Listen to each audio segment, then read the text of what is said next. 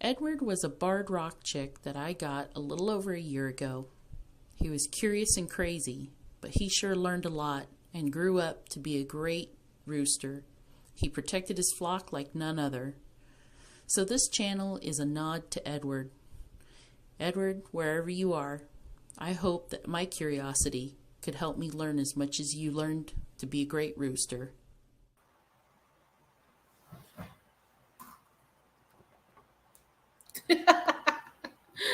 I just feel weird having myself in the background when that's going off, and I didn't know how to change it really. So, thanks for joining me. I'm just going to try to keep this short because it's almost time for husband to get home and start dinner. And it's Friday night. Happy Friday, guys. So, one thing I had to correct on the last video I made about The Shining. The last video I made was about Cell, but on the last one when I talked about The Shining, I had said that Wendy wanted to take Danny to the doctor before they went out to the Outlook Hotel in the book. I made a mistake there because that happened in the movie. Now in the movie, you see Danny have like a woman doctor come and check him out, and she asks him, about Tony, and she's like, "Can I see Tony?" And the kid in the movie says, "I don't want to talk about Tony no more." And she's like, "Okay." Then she goes out, she talks to Wendy. That's when the movie establishes about the time that Jack accidentally broke Danny's arm. In the book, the difference is they had already left Boulder, Colorado, and were at the Outlook Hotel. I had mentioned before that Jack was told that he would be asked to do other things besides maintain the boiler. He would be asked to fix shingles on the roof, things in the hedges, and trim those and do general maintenance throughout the hotel.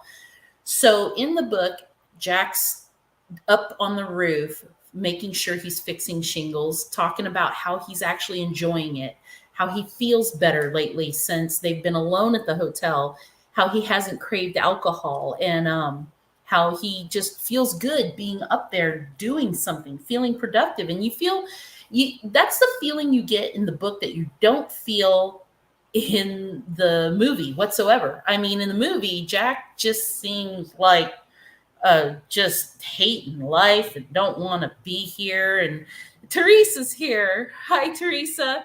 So I'm rambling, but in the book, when I read the book, I kind of felt like Jack Torrance had just kind of like, "Hey, I really want to make things better. I love it out here." He loves his wife. There's a lot of hand holding, hugging, kissing between him and Wendy. I didn't see any of that in the movie. In fact, it just seemed like he was annoyed with Wendy the whole time. You know, just Jack Nicholson's way of being annoyed. So that's another difference you're really going to feel when you read the actual story. When Jack is up on the roof and he finds a wasp nest under one of the panels of the shingles, he starts reminiscing about how he's going to be able to get rid of it. So he goes to the store down in Boulder, or there was I can't remember the name of the nearest town. It's described in the book. But anyways, Sidewinder. Thank you. And he goes and gets one of those wasp killer sprays. He kills the wasps, pulls the nest out, and apparently it's huge, but it's really cool, right? So Jack puts it on the porch, and they start talking about how Wendy and Danny were down in Sidewinder doing a little last minute shopping before the storm comes and hits.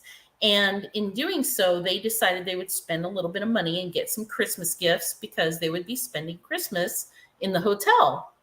So they show up, and Jack, of course, hugs and kisses Wendy, and they're very, he loves her. And then it talks about how Danny can see, because Danny has the shining, he can see his mom and dad getting closer. Like everything from the past is being left behind, and Danny's perception of how they really feel for each other is really coming through. It's almost like, the calm before the storm. And Danny still has this eerie feeling about the hotel, but he thinks maybe Tony was wrong because mom and dad are doing better. And then Jack tells Danny, hey, I got a surprise for you. It's on the porch. And Wendy's like, what did you get? And he's like, it's nothing, And so Danny's like, wow, cool, a wasp nest. Or what is it? And he tells him, and Wendy's kind of like, a wasp nest. Of course, what mother wouldn't be like, no, don't bring that in the house, right? So he does. Danny brings it into the hotel, and then their little apartment, he puts it above the bed. He ends up, just keeping it there. Wendy doesn't like it, but whatever. Jack assured her they were all dead. It's just an empty nest. Well, lo and behold, because of the hotel and the way it is, something eerie happens. Danny wakes up in the middle of the night and he's getting stung. So I'll share screen. I tried to find a video that kind of portrayed that part a little bit. Kind of hard to do. I mean, it was just there's one video that showed, hey, there's the tunnel. It just had one video that showed, now this is the video of the doctor after the fact in the TV series. But you can see the video that shows it, and it's very bleary. So they're waking up in the middle of the night. Jack and Wendy go running. Danny's getting stung to death, and he's freaking out. He gets stung on the hand. Jack is like, oh my God, wasps everywhere. They can't believe it. This is pretty true to the book. Wendy's freaking out. I thought you told her that there was no wasp, and she's getting stung. Shut the door. And then eventually Jack has to care for Danny. He goes in, has to get the wasp nest, puts a bowl over it or something. And in the book, he throws the bowl outside and lets it freeze to death. Okay. This doesn't happen in the movie at all. So you don't know anything about it. And poor Danny, So in the TV show and the book, this is what initiates. There's Jack going to go get the bowl. I'm not going to drag you through that because it's like another 2 minutes. But this is where it initiates Wendy wanting to take Danny to this doctor right here. And what was his name? Dr. Edmonds, right? In the book, she tells Jack, okay, I know it's just a bee sting. They talk about, is he allergic? Blah, blah, blah. And then she says to Jack in the book, look, it's going to be winter. Maybe the three of us should go see this doctor and get a clean bill of health. And Jack says, all right, maybe you're right. So they end up talking to this doctor, and Danny ends up talking to the doctor too, which leads into a conversation about Tony. And so there's Rebecca De Mornay playing Wendy. To be honest, I like her playing Wendy better than the other actor in the main movie.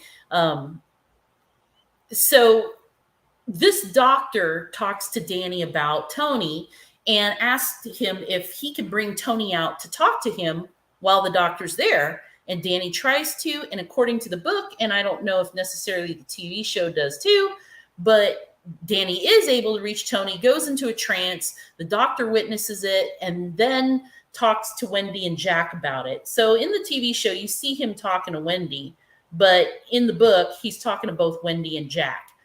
He does tell Wendy and Jack that, yeah, I think Tony is an imaginary friend. Danny is an extremely perceptive child. It doesn't necessarily mean that he's seeing the future, basically writing off the whole Shining thing as just being a very bright child. And that now that he's older and things between Wendy and Jack are better, Tony perhaps is not as good of a friend as he was before. So he assumes that in Danny's mind, he is making Tony out to be kind of less friendly than what they're used to. So blowing him off. Okay, I've got to wrap this up a little bit. I'm going to touch on one more thing. Obviously, the difference between the Outlook Hotel in the book and the movie, I didn't exactly get to see it in the TV show, but as we all know, and I think I pointed it out before, it's going to be real short. The description in the book is that there's this large hotel and it has a playground in the front and topiaries. basically there's a lion, a bush that looks like a lion, a dog, a rabbit, and I think there were two lions actually. And so let me check this last one here. Nope, that's my webpage. So those are basically the primary differences in the movie The Shining with Jack Nicholson. We all know there's that infamous maze, and there is no maze in the book or the TV show. So I think that plays one role as far as Jack's demise at the end, unfortunately. So I will grab a few more parts. We'll move on to when winter hits. In the next video, I noticed there's a lot of things that in the book is just plain removed, things that are just taken out. And to be honest, I didn't like it because in the movie, they end up putting in a lot of scenes and characters that were not in the book, but it felt very symbolic to me. Like they were trying to put in a more perverse underlying subliminal message in the movie. Obviously, it's Hollywood. They're going to put in their symbolisms, but I'm not going to necessarily say that Stephen King didn't put any of those weird things in his books either. So either way, it was still an interesting find, and I'm sorry that I misled you with the whole doctor scene, but now we get a feel of the characters and the hotel, and we'll start going into Jack's slow descent, unfortunately, and move on to the end. All right, thanks for listening. Thanks for joining me, Teresa. I love you so much, and I love your videos. If you guys don't know Shulamite, please go to her channel, check her out, and I'll see you again soon.